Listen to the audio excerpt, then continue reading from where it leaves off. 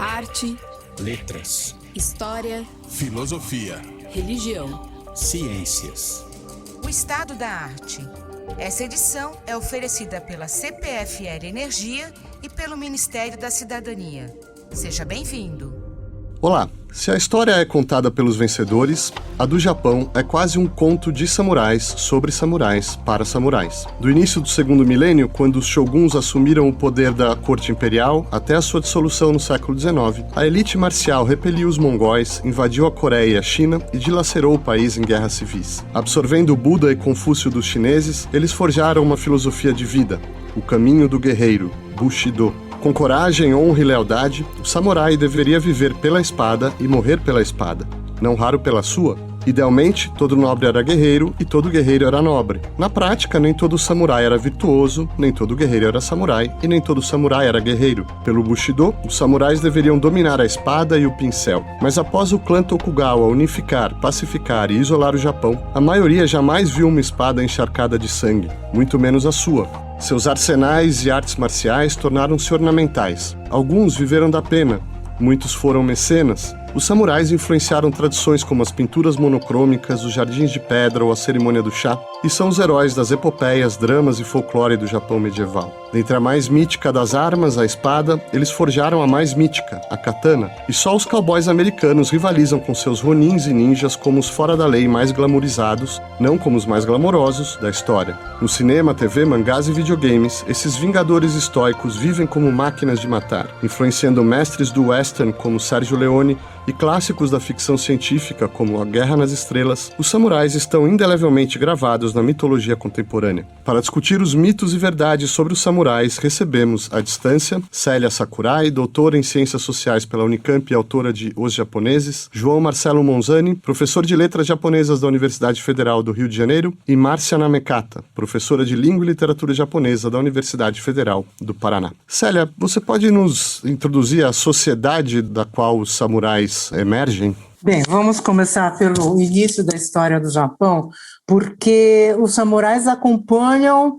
a vida do Japão a partir, vamos dizer, do momento em que as terras começam a ser divididas e elas precisavam ser defendidas por alguém. Então, quando começam os conflitos de terra num país onde a geografia é extremamente complicada e porque as terras são muito pequenas, muito poucas para cultivo, é aí que nós podemos começar a pensar no início de uma história dos samurais, pelo menos dos guerreiros e de pessoas que estavam defendendo esse pedaço de terra. Certo, e que época exatamente essa? Qual era a organização social? Eu acho que a gente está falando aí da era Heian, eu não sei exatamente como a pronúncia da cultura imperial.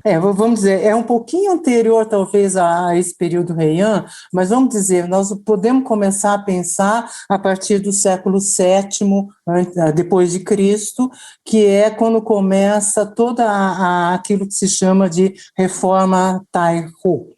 Então, essa reforma dividia as terras entre as terras que são as terras do Estado, portanto, pertencentes ao imperador, e as terras que não tinham dono e, portanto, elas eram divididas entre pessoas que tinham condições de mantê-las. Tudo isso se pensando na agricultura e na produção de arroz.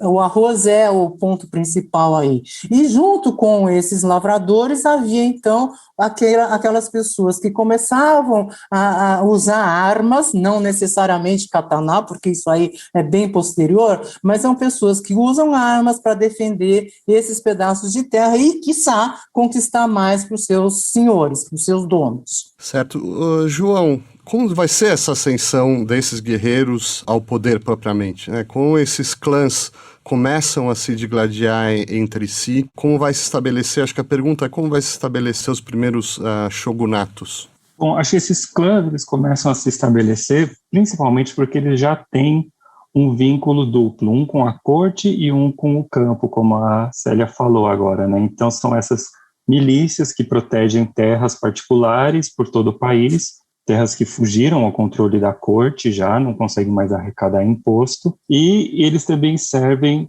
meio que exército ou milícia para a corte de Heian quando surgem algumas revoltas em partes distantes do país. Em um dado momento, no século XI, há uma disputa de sucessão na corte e uma facção chama uma família dessas, militarizadas muito forte, chamada Minamoto, e outra facção chama outra família chamada Taira. E eles guerreiam entre si para decidir a sucessão da corte. E a família Taira acaba ganhando, num primeiro momento, essa batalha, só que imediatamente o chefe desse clã, Taira, que se chama Taira no Kiyomori, ele se instala na corte e começa a tomar para si vários poderes que não eram seus, de origem, né? Ele começa a administrar a corte como se ele fosse um local ali, um nobre. E esse é o primeiro momento de ascensão dos samurais. Logo em seguida, a própria corte chama a família que tinha perdido a batalha, os Minamotos, para expulsar os Tairas do poder.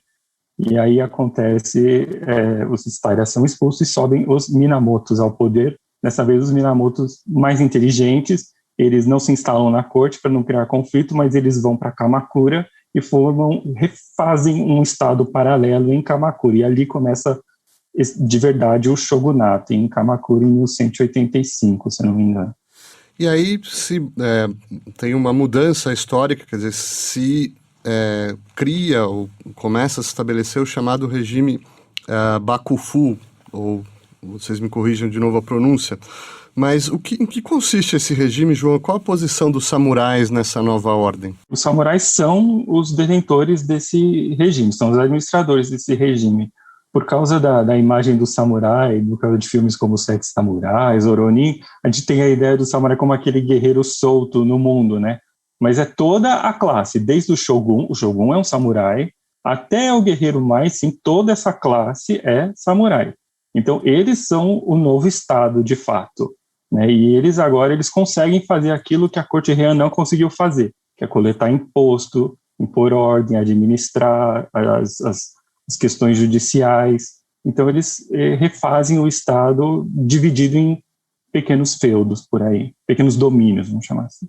Tem um detalhe que é o seguinte, o imperador, como desde sempre na história japonesa, ele é uma figura simbólica, quer dizer, então tem todo um mito de criação do Estado japonês, quer dizer, a figura do imperador é a figura do chefe de Estado. Agora, quem de fato trabalha e briga tal, são esses samurais e a classe nobre. Agora, o imperador, ele fica como uma figura simbólica, não é? E que, então, vivendo primeiro em Nara e depois no período Heian em Kyoto, e então toda essa questão do simbolismo do papel do imperador enquanto chefe de Estado, do Estado japonês, no caso, não sei nem se a gente pode falar em Estado japonês nessa época, mas de qualquer forma é o representante do Estado. Sim, e se mantém o poder formal do imperador, embora de fato ele esteja agora,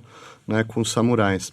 Agora, Márcia, o João e a Célia descreveram essa ascensão, uma série de conflitos, em especial essa guerra Genpei, né, entre os clãs Taira e Minamoto, que vão efetivamente estabelecer uma nova ordem com a vitória do clã Minamoto.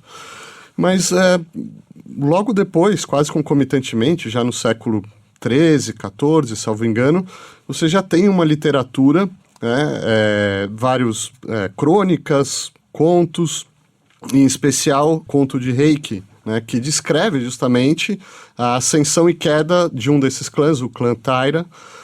Como essa literatura, como esses novos, essa classe emergente, não sei se a gente pode chamar de classe, mas como os samurais estão sendo representados nessa literatura? Na verdade, o Heike Monogatari seria a saga, né, do clã Taira, né, a ascensão e a queda. Né, então começa ali com Taira no Kiyomori, que é o principal patriarca, né, da família Taira, que inclusive a família Taira descende do imperador Kamo, que inaugurou, né, o período Heian, transferindo a capital de Nara para Kyoto.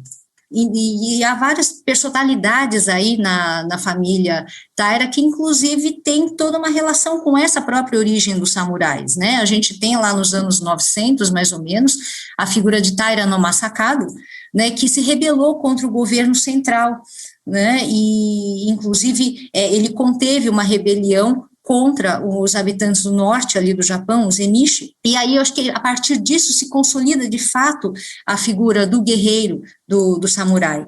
Agora, no Reiki, a gente então, já logo no início, a gente percebe essa descrição dessa linhagem dos Taira, né, e aí tem tem uma sucessão de vitórias, inclusive o próprio Kiyomori, ele é colocado meio como o vilão, né, da história, né, devido à sua arrogância, ele colocou tudo a perder, né, porque no final das contas a família Taira acabou ficando em Kyoto, né, se aproximou da família imperial, enquanto isso a família Minamoto, que havia sido exilada pelo próprio Taira no Kiyomori, para a península de Izu, se instalou em Kamakura, onde eles estabeleceram o seu shoen, o seu latifúndio, e lá eles se prepararam para, né, revanche contra os Taira, e no final das contas isso acabou por dar origem ao período, né, do shogunato, né, esse período que acaba abarcando 3 períodos aí da história japonesa. E desse drama, dessa epopeia, você falou do orgulho, né, de uma das figuras dessa ubris. O que emerge ali em termos de uma moralidade samurai, de uma cultura, de ideários? Essa imagem do guerreiro, e talvez um elemento que seja muito forte e que marca a literatura da Idade Média japonesa, é essa questão da efemeridade, né? O próprio início do Reiki Monogatari já fala, né, que da evanescência de todas as coisas e que a arrogância, né, dos fortes não pode perdurar por muito tempo, né? E assim ele começa descrevendo essa rota de ascensão e queda do Taira no Kiyomori. E já nessa época começam a ter afluências chinesas, em particular o Zen budismo, né, influencia de alguma maneira essa cultura samurai. Será que algum de vocês pode falar sobre como esse comércio cultural, espiritual com a China influencia a formação dessa nova cultura? Bom, eu posso falar sobre a entrada do budismo no Japão através da corrente da Coreia e da China, porque não é necessariamente o mesmo budismo indiano, mas, de qualquer forma, é o budismo que entra no Japão via a China e a Coreia. E com o passar do tempo, isso foi no século VI, com o passar do tempo, os monges budistas começam a ter uma ascensão absolutamente importante, porque o budismo foi reconhecido como sendo uma religião, entre aspas, oficial, então ela era cultuada pelos nobres, pela corte, tanto em Nara como em Kyoto, e por outro lado, não é? O Zen budismo, ele é uma corrente, é um branch, vamos dizer, do budismo, só que ele é importante para os samurais porque ele não prevê nenhum tipo de ritual. Na verdade, o Zen budismo é muito mais uma automeditação, então isso poderia ser praticado perfeitamente pelo samurai sozinho. Então, essa não necessidade de rituais, de toda do cerimonial que existe dentro do budismo, o Zen budismo ele é muito mais simples, vamos dizer. Então, ele poderia ser perfeitamente desenvolvido pelo samurai no momento antes da batalha ou alguma coisa assim. Então, o Zen budismo tem um papel muito importante nesse contexto dos samurais e da religião também, da espiritualidade do samurai. Agora, Célia, pensando na imagem popular do Zen budismo, tem uma aparente contradição ou dificuldade, né, de imaginar o budismo como uma religião que prega a renúncia ao mundo, né, e a compaixão com todas as formas de vida, uma espécie de compaixão universal, e essa espiritualidade sendo absorvida e de alguma maneira metabolizada por uma classe guerreira extremamente implacável e, nesse momento, muito envolvida com a guerra, né? Com a matança, com carnificinas e tal. Quer dizer, como que isso se dava, né? Como que os samurais, no final, justificavam o seu sentido de vida, que era guerrear, que era matar, né? É aí que está. O problema é o seguinte: a gente não, o Bushido ele não prevê só, não é, o momento da guerra. Tudo bem. O princípio inicial do Bushido é você estar preparado para morrer, não para matar, para morrer, não é? E ao mesmo tempo, o Bushido ele tem uma série de preceitos que não estão só ligados à questão da guerra. A guerra é um dos elementos da vida de um samurai. Então, o samurai ele tem uma vida que fora do campo de batalha, que prevê outras artes, um desenvolvimento espiritual que não é necessariamente o de matar. Morrer é uma coisa, agora matar o outro faz parte, mas não é o objetivo da vida do samurai. Por isso que não tem esse problema de conflito, não é, do samurai junto com essa questão da sua espiritualidade. Eu posso fazer só um adendo? Você falou no termo compaixão, né? Eu acho que isso, em termos de Zen budismo, eu acho que não é um conceito, né, que se aplica a ele, talvez nas correntes do budismo que antecederam o Zen budismo, né, que começaram a se popularizar no período Kamakura, que começa em 1192, justamente depois, né, do advento do governo militar. Essas correntes budistas, como a Jodo, da Terra Pura, né, elas foram, digamos, mais difundidas entre as classes populares, porque no período Heian, o que estava em voga era o budismo esotérico, ali dentro, né, do ambiente ali da corte imperial, né, e no final de Heian, com todo o caos que se estabeleceu no país, o budismo ele começa a se popularizar e chegar às camadas mais baixas. Aí a gente pensa nessa questão de salvação, de misericórdia, até de compaixão mesmo. Agora, isso, né, acaba se modificando, principalmente quando, né, entra o Zen budismo, ainda, né, no período Kamakura, mas já tendo se desenvolvido mais no período Muromachi, que começa em 1338. Perfeito. Agora, João, fazendo uma periodização a jato aqui da história do Japão feudal, você tem entre o século XIII e o século XVI, você tem primeiro uma tentativa de invasão dos mongóis, e os samurais se unem para combater, repelir essa invasão. Você tem uma série de conflitos de guerras civis, o chamado período dos estados guerreiros, ou se estados não é uma boa tradução, dos clãs guerreiros, dos reinos guerreiros, enfim, um momento ali de intensos conflitos, até chegar no século XVI e uma unificação através da ascensão de um dos clãs, o clã Tokugawa. Nessa época, nesse período, né, quais são as principais transformações da sociedade japonesa, especialmente quais são as principais transformações em relação à ordem samurai? Quer dizer, qual é o papel que os samurais estão tendo nesse movimento histórico? Como essa série de conflitos externos ou internos estão fortalecendo ou talvez corrompendo o poder dos samurais? Eu acho que a Márcia já indicou um pouquinho aí, né? Então, são esses 3 períodos principais, se a gente quiser dividir, né? Tem o período Kamakura e Muromachi, que são o governo shogunal, como a gente imagina. Depois tem o período de guerras internas e depois o período Tokugawa, que é um período de paz, né? Nesse início, período Kamakura, ou como a gente conversou aqui, o shogunato estava se montando ainda, criando a sua administração, e funcionou em certo sentido, né? Melhor do que a corte de Heian tinha funcionado. No período seguinte, o Muromachi, na verdade é mais nesse período que o Zen entra, né, com força na cultura samurai.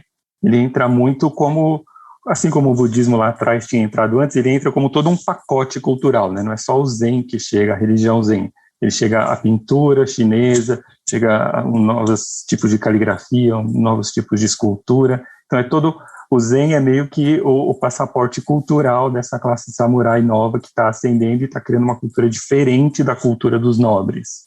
Ele tem todo esse movimento. Esse período final de Muromachi, a família que governava, entre muitas aspas, o país era a família Ashikaga, e que foi perdendo o controle muito rápido do país, até que, de fato, perdeu total controle e cada feudo, cada propriedade começou a agir autonomamente e passou a guerrear uma com a outra, até chegar na unificação de mais ou menos 1600. 1600 para frente, a gente tem um florescimento da cultura samurai, mas também popular, muito grande, porque é um período de paz. Nesse período, nesse intervalo, né, será que, eu sei que não é especialidade de nenhum de vocês, mas se alguém puder descrever um pouco as mudanças nas técnicas bélicas, estratégias, nas armas, talvez, dos samurais, né? Entre a guerra Genpei e a batalha de Sekigahara no século XVI,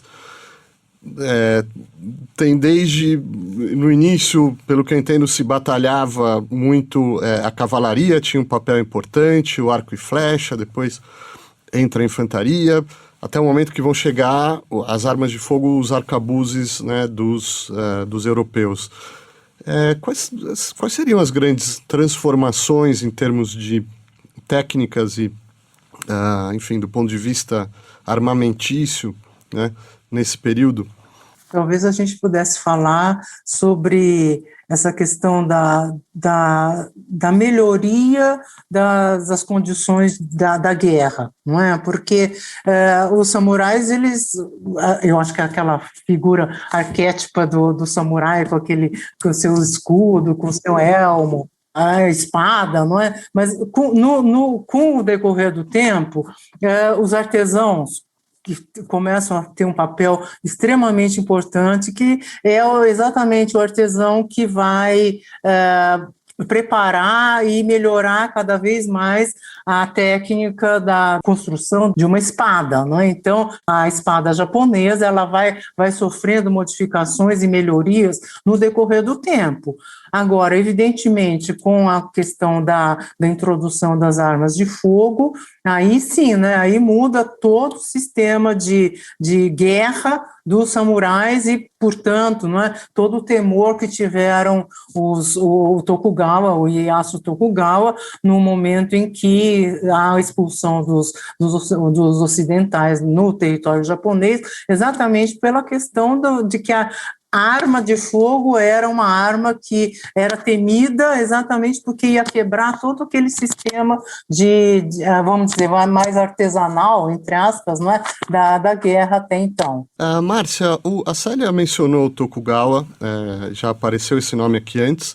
No século XVI, esses estados, você tem essas guerras, essas divisões, e uma linhagem aí de 3 samurais, Oda, Toyotomi e depois, finalmente, o Tokugawa, vão realizar, né, vão partir para guerras de dominação e vão realizar a unificação do Japão.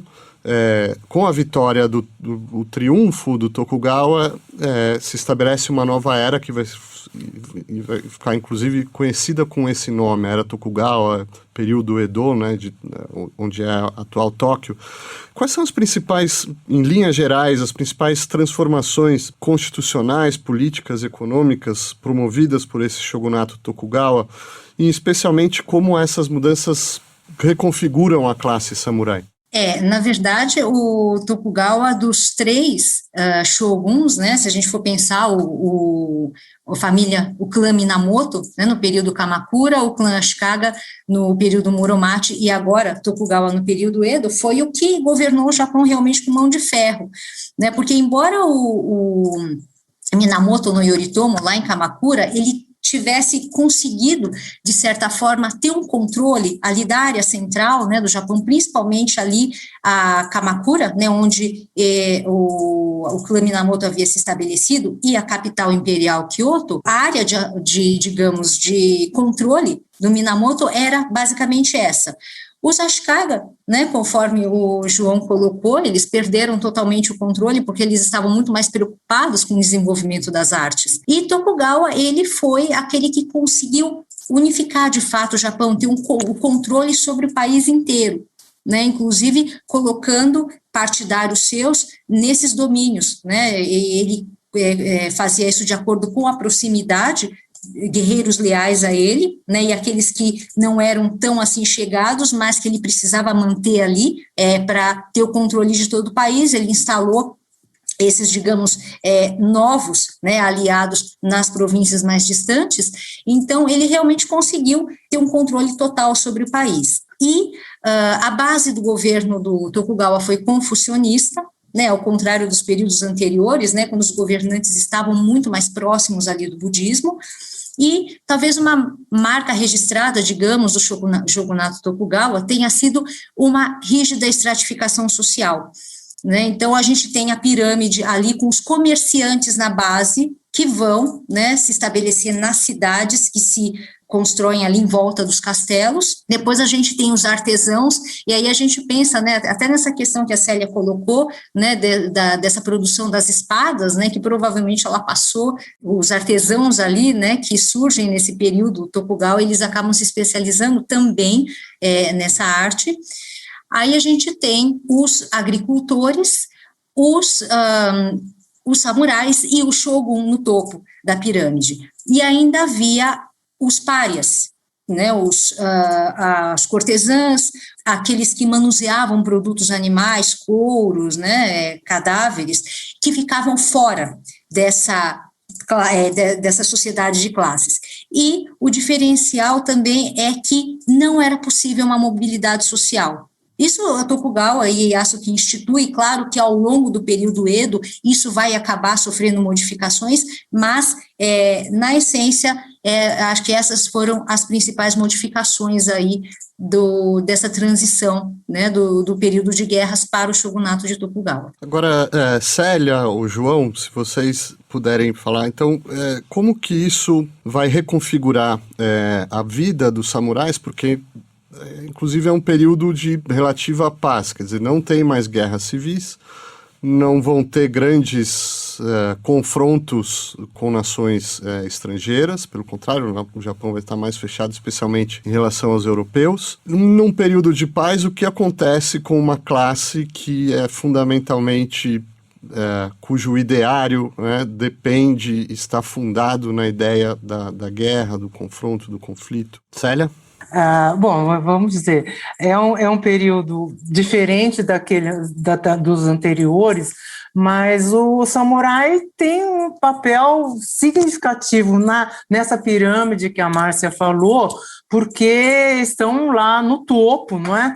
E que passam a ter um papel importante no seguinte sentido, não é? Eu interpreto essa questão do papel do samurai nesse período e nos períodos posteriores vamos dizer, de ser um exemplo daquilo que o Bushido coloca como sendo o ideal do homem, do ser humano, não é? Ou do cidadão. Não sei nem se a gente pode falar em cidadão nessa época, mas, de qualquer forma, do que seria um exemplo do comportamento e das atitudes de uma pessoa. Portanto, como eu falei antes, o Bushido ele fala sobre a maneira como a pessoa deve agir e as atividades que ele tem junto ao seu trabalho, vamos dizer, como guerreiro. Então, como não sendo mais guerreiro, é o momento, então, em que o Japão começa a desenvolver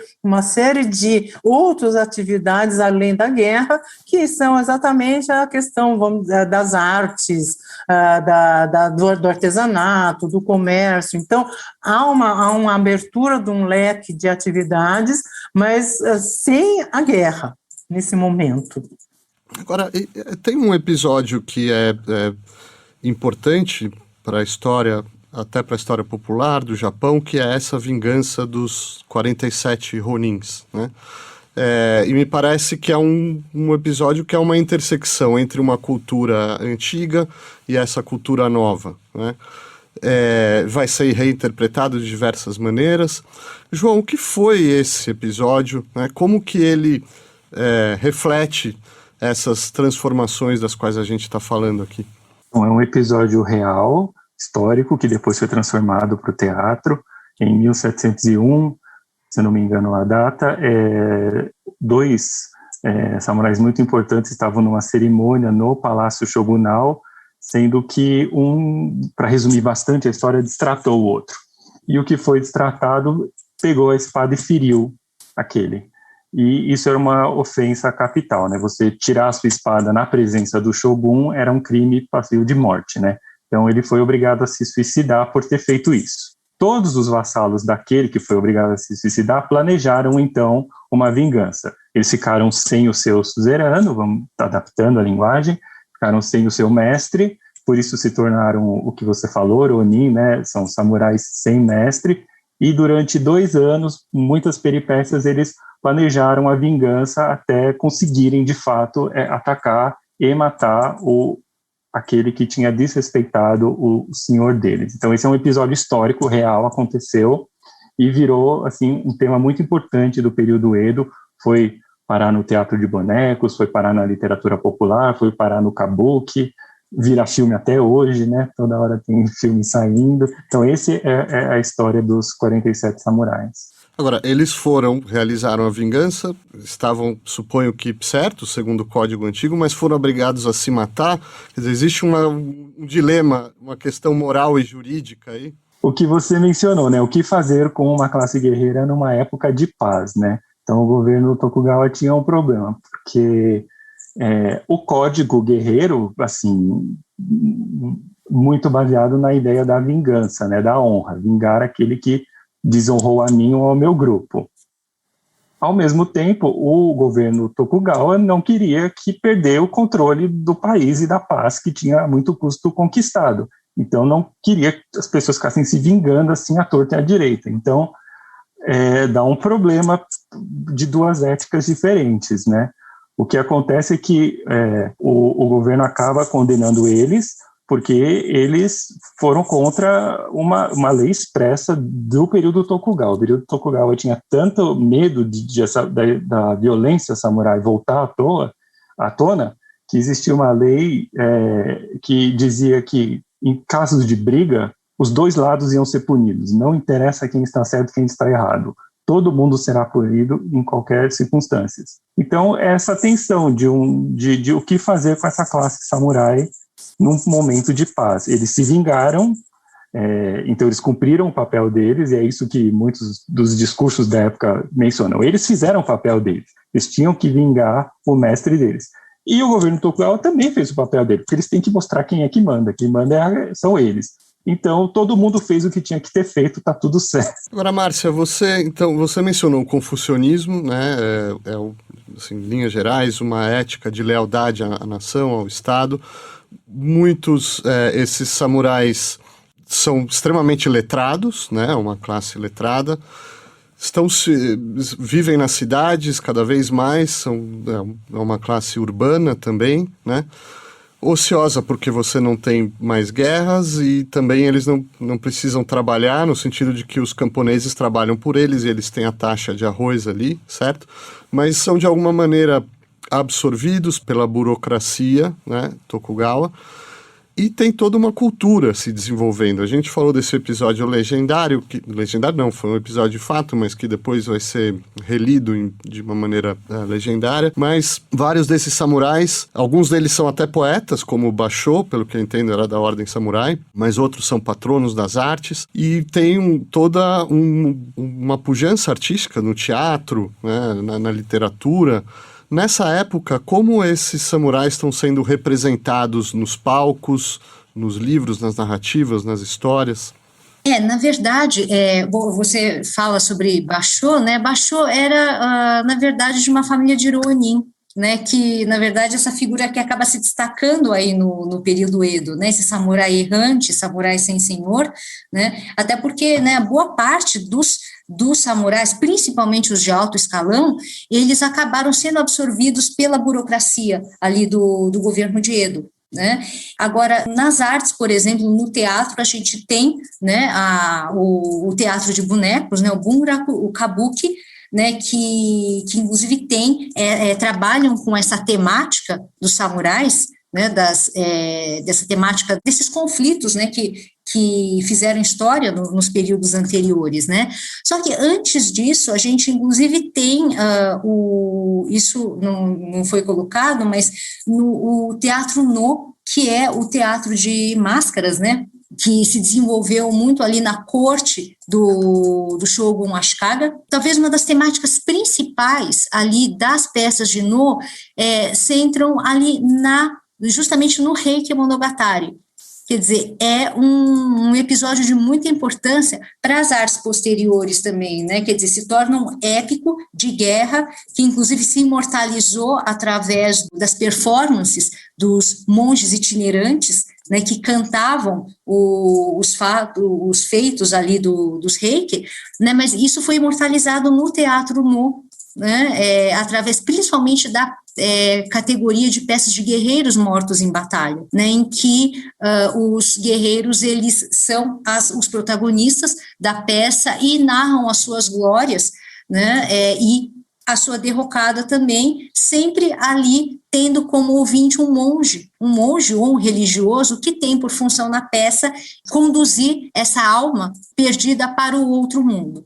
Então, eu acho que nas artes, essa figura do samurai, né, ela se imortaliza no Teatro No, e claro, aí a gente vê toda uma sequência, né, nos períodos posteriores, né. Agora, claro, a gente fala, em Edo, a gente fala esse desenvolvimento da cultura ali urbana, né, inclusive talvez se a gente for pensar um pouco, né, no Ocidente, talvez esteja muito próximo ali de um renascimento cultural, né, e então ali a gente tem também não só essas artes voltadas, o desenvolvimento dessas artes ali pelos samurais, que vão ser, como eles vão perder essa função de guerreiros, eles vão ser absorvidos, né, até por essa parte lúdica que se desenvolve nas cidades, né, eles vão ser consumidores dessas artes que vão se desenvolver nesse período.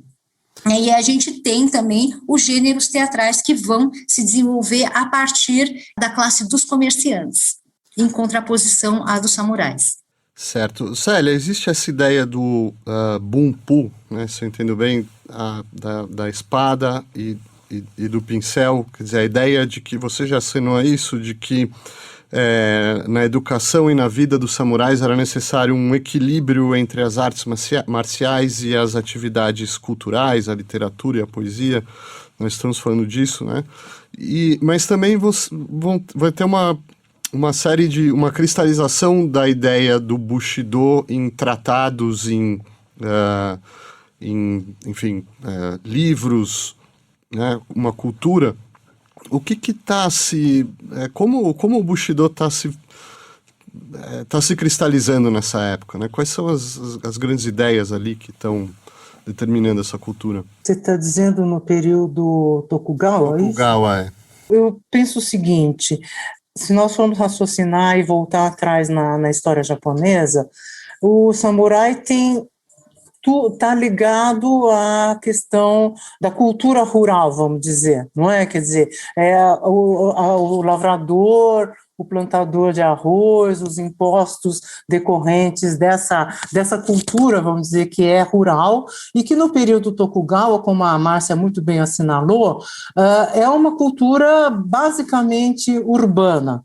Então, o samurai não tem, de fato, nenhum papel nesse sentido de estar voltado para alguma coisa cuja característica é a cultura rural. Não é? Então, existe uma dicotomia, e tanto é verdade que, no decorrer dos 3 séculos do período Tokugawa, esse papel do samurai vai cada vez mais se diluindo como um guerreiro, que não tem sentido mais nenhum, e o samurai, então, vai se voltando, então, para aquilo que a Márcia já assinalou, que é a questão da cultura, não é? Então, eu acho que um dos traços aí que são muito interessantes para a gente pensar é o samurai que, anteriormente, né, usava a espada para cortar a cabeça dos seus inimigos, de repente é aquele que, ao mesmo tempo, pratica a cerimônia do chá. né, o Shadô.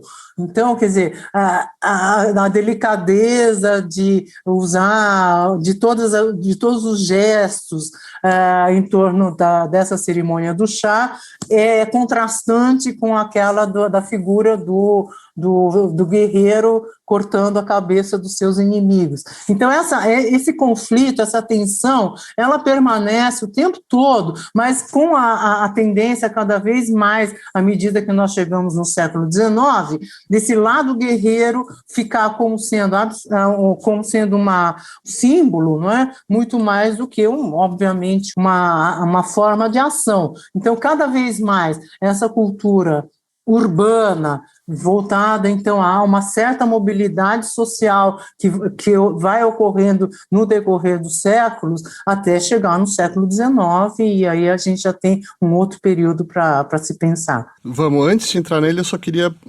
esclarecer uma coisa. Eu acho que todos os nossos ouvintes, todos nós temos a imagem popular do samurai, dos filmes do Akira Kurosawa, das séries de TV, dos mangás, dessa figura, desse vingador solitário com a sua espada, se envolvendo em duelos, às vezes em defesa de uma comunidade, né, ou em defesa da honra do seu suzerano. Até que ponto essa imagem do samurai no período Edo é verdadeira? Até que ponto ela é mito?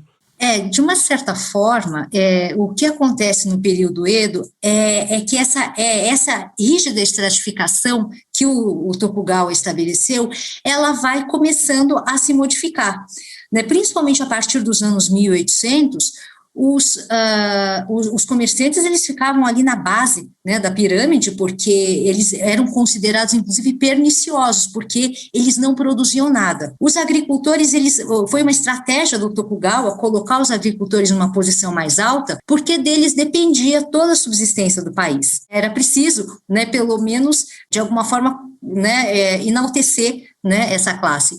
Só que quem acabou dominando o cenário financeiro em Edo foi justamente a classe dos comerciantes, porque eles começaram a estabelecer o comércio nas grandes cidades, principalmente Osaka, né, Edo, que é a atual Tóquio, e com isso eles acabaram ganhando todo o poder econômico ao longo do período Edo, tanto que ali por volta dos anos 1800, os samurais muitas vezes acabavam virando fregueses dos comerciantes, porque eles precisavam, né, de dinheiro para consumir e muitas vezes eles se endividavam. Então, aquela mobilidade que era proibida no início do período passou a se flexibilizar, tanto que muitos samurais acabavam dando as filhas para os comerciantes em casamento para se livrarem das dívidas que eles contraíam junto a esses comerciantes que muitas vezes acabavam virando agiotas, né? Então, com isso, já é uma porta para que no final do século XIX o Japão incorpore o sistema capitalista depois da abertura do país.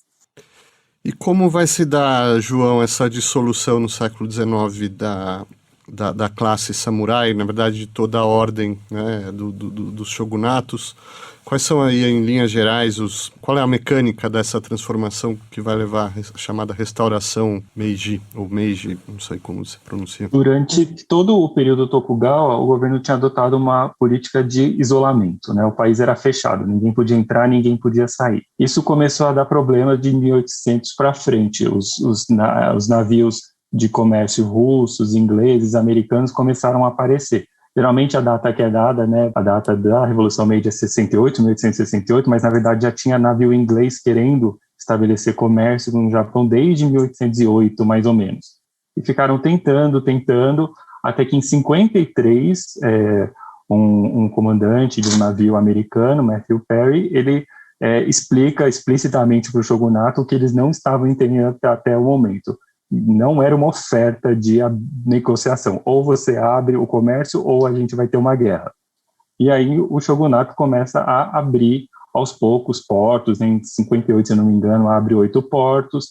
Isso bagunça completamente a economia do período Tokugawa, porque aí começa a haver fluxo de mercadorias, o ouro japonês, que era muito barato, é comprado e vendido na China, o preço do arroz despenca e desorganiza a vida de muita gente, então começa a haver revoltas populares por todos os lados, até que um certo grupo de samurais, aqueles que foram, como a Márcia foi mencionada, aqueles que foram colocados lá longe, em Kyushu, bem fora do poder, nunca foram amigos do Tokugawa, esse grupo se reorganiza e consegue uma assinatura do imperador, né, dizendo, não reconhecendo mais a autoridade dos Tokugawa e pegando a autoridade para si de volta, assim. Resumindo muito, seria esse o itinerário. Certo, eles são submetidos, inclusive, à humilhação de não poderem mais portar as espadas, pelo que eu entendo, tem que cortar o coque do cabelo, né? E juridicamente a classe efetivamente, o sistema de classes é extinto. Mas entrando no século XX, vocês reconhecem características do ethos samurai nessa nova sociedade que está sendo construída? Como que, quer dizer, a classe em si deixa de existir, mas as suas ideias, a sua cultura de uma maneira ainda está lá? Como que é essa transformação para um Japão moderno? Bom, isso é um discurso que nasce já um pouco interessado, né? Então, quando os japoneses começam a se industrializar e ganhar guerras, ganham uma guerra contra a China, contra uma guerra contra a Rússia, eles começam a criar uma narrativa sobre a sua especificidade. Aí que nasce muitas teorias sobre a especificidade japonesa. E uma delas é essa: nós somos diferentes das outras sociedades asiáticas porque nós tivemos uma classe governante guerreira. Portanto, provavelmente tem na nossa cultura alguma coisa de guerreira que nós herdamos. E daí nasce toda essa narrativa sobre Bushido, o espírito de samurai.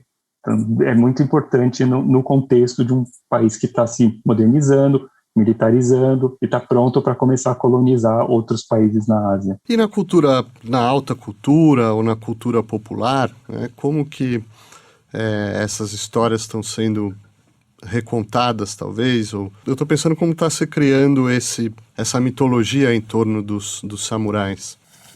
Alguém? Célia? Eu não sei se eu vou responder a sua pergunta diretamente, mas eu gostaria de ressaltar algumas coisas que você falou sobre a permanência desse espírito, vamos dizer, que está por trás dos samurais. Eu acredito que toda essa forma de agir hoje, no século XXI, dos japoneses, ela está muito ligada a essa questão do comportamento ideal do samurai. O samurai é uma pessoa leal, é uma pessoa obediente, é uma pessoa honrada, e esses valores, eles estão transportados até hoje para um Japão altamente tecnologizado, não é? Altamente moderno e conectado com o mundo inteiro, mas o mundo ocidental vê o japonês de uma forma diferente, exatamente por quê? Porque o japonês tem um tipo de conduta que, se a gente for levar ao limite, a gente pode até pensar, bom, tem tudo a ver com a maneira de ser do samurai. Eu acho que um exemplo, assim, você vê a própria linguagem corporal de um japonês, não é? O samurai, da mesma forma que o japonês contemporâneo, você não vê ninguém largado com as pernas em cima de uma mesa, muito à vontade, não é? Quer dizer, a expressão corporal de um japonês contemporâneo, mesmo jovem, está muito retratada ou muito espelhada naquilo que era a maneira de ser de um samurai. Então, se a gente for pensar nas várias facetas que hoje a gente pode ver no Japão, é exatamente isso, né? Que existe uma forma de conduta, normas, comportamentos sociais que são ainda resquício, tenho certeza, dessa maneira e dessa herança dos samurais ao longo de toda essa história tão complicada aí que nós vimos até agora. Márcia, nós falamos ao longo do nosso encontro aqui de várias maneiras em que os samurais foram expressos nas narrativas literárias, desde dos épicos, das crônicas, no início do milênio, até o teatro, tanto na época feudal, na época Tokugawa, Você vê essa narrativa e essa dramaturgia refletida em manifestações do século XX, do século XXI, em romances do século XX, da nossa época, em filmes, na TV? Isso de alguma maneira foi absorvido, foi renovado? Como que essa tradição se encarnou na era moderna?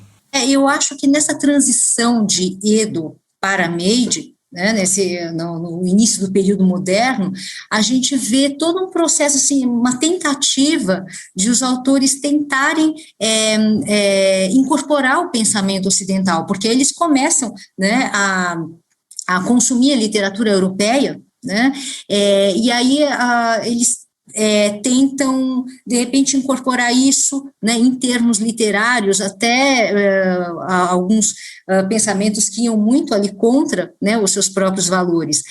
E, principalmente ali, acho que depois do movimento imperialista japonês, aí a gente tem a Segunda Guerra, a gente tem a figura do Yukio Mishima, né, que, de alguma forma, né, principalmente ali no final da sua carreira literária, ele acaba retomando esses valores do Bushido. Inclusive, ele levou isso, né, ao extremo com o suicídio, né, que ele cometeu, que foi ali bem a maneira samurai mesmo, né, ele formou uma milícia de direita, era uma milícia pequena, mas eles invadiram o quartel-general ali das forças de autodefesa. O Mishima, ele se suicida ali, né, a moda samurai, né, ele comete o seppuku, mas antes disso ele estabelece todo aquele ritual com a leitura de poemas, de um poema, né, que ele compõe ali para a hora de sua morte. Então, talvez o nome mais forte nesse sentido seria o dele. Certo. Nós temos aí pouquíssimos minutos para uma rodada final. Eu gostaria de ouvir de cada um de vocês como vocês veem, para o bem ou para o mal, né, o legado samurai para a história do Japão, até para a história universal. Quer dizer, o que está vivo e o que está morto, ou talvez o que deva continuar vivo e o que deva necessariamente morrer. Como os samurais ainda influenciam o nosso presente de alguma maneira e, eventualmente, né, o nosso futuro. Qual é o grande legado dessa cultura para a história do Japão, para a história universal? João? Bom, eu acho que a ideia, a imagem do samurai, principalmente do Bushido, acabou virando uma grande moldura interpretativa do Japão como um todo. E a gente poderia pensar em expandir essa moldura para outras coisas. Inclusive, eu esqueci o nome do autor agora, mas tem um pensador japonês que escreveu um livro em 2004, se não me engano, chamado Contra o Bushido, que ele reclama como o Bushido tem essa carga muito negativa de que foi usada na propaganda imperialista do século XX, é uma tradição um pouco inventada às vezes. Ele acaba fechando o Japão numa imagem muito bélica, muito estereotipada, e não permite que outras culturas também importantes no Japão floresçam e que fora do Japão, né, no mundo, a gente veja essas outras culturas que acabam sendo sufocadas pelo Bushido. Então, eu não acho que ele é importante, é uma tradição muito respeitável, boa de conhecer, mas dá para a gente expandir para outras culturas tão importantes quanto ele, quando a gente pensa o Japão. Faremos isso certamente em próximas edições. Célia Sakurai. Vamos falar sobre fatos históricos, né, que são, nós não podemos falar absolutamente nada sobre isso, porque são fatos históricos, mas, de qualquer maneira, como eu ressaltei agora há pouco, é uma questão dos samurais se verem, não é? Ou se refletirem na forma como os japoneses hoje se comportam. Por outro lado, nós podemos até ver o lado negativo, como o João já ressaltou, não é? Quer dizer, esse peso que teve esse espírito samurai no militarismo final dos anos 20, 1920, todo o decorrer dos anos 1930, a Segunda Guerra Mundial, quer dizer, essa questão da lealdade ao imperador, a honra do soldado japonês na guerra. Então, toda essa questão que tem de tentativa de se ver como superior racialmente, culturalmente, isso daí teve um lado extremamente negativo, que é, de fato, um reflexo de todo esse passado dos samurais. Então, não é só pensar o lado romântico, né, que aparece nos filmes, nos livros, nos animes, mas também esse lado também para se pensar e se refletir sobre essa questão do aspecto, do outro lado da moeda, que seria esse aspecto negativo desse papel do samurai na história japonesa. Márcia Namekata. Eu acho que indo, né, nessa mesma linha de pensamento, eu acho que toda essa rigidez, né, conforme a Célia falou na postura, ela para o plano, né, também emocional, espiritual, quando a gente pensa na pressão que né, sobre a qual os japoneses vivem em sociedade, aquela ideia do giri, né, do dever, essa obrigação constante para com o outro, para com todas as instâncias da sociedade, né, isso realmente tem as suas raízes ali, de alguma forma, né, nesse pensamento samurai, e, claro, né, até pensando em termos aí de contemporaneidade, é algo que realmente, né, necessitaria de ser mais diluído, flexibilizado, talvez. Ótimo. Infelizmente, por hoje o nosso tempo é só. Eu preciso cortá-lo com um golpe de espada. Obrigado, Célia Sakurai. Obrigado, João Marcelo Monzani. Márcia Namekata. Obrigado por ouvir e até a nossa próxima edição.